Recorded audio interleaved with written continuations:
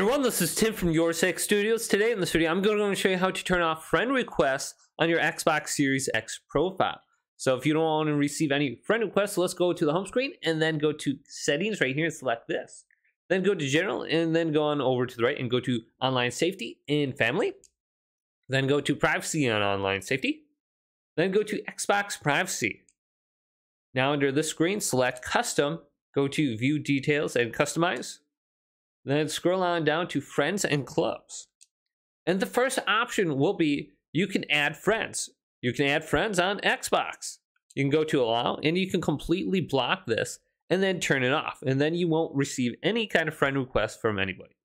Also, you have the option others can see your friends list. Maybe you want to go ahead and hide your friends list under here and completely block it. You can create and join clubs. Others can see your club's membership. So look at the other options under here, but hopefully this video did indeed help you out. If it did, leave it a big thumbs up and subscribe to my channel down below for more tech up videos coming up next on YourSix Studios.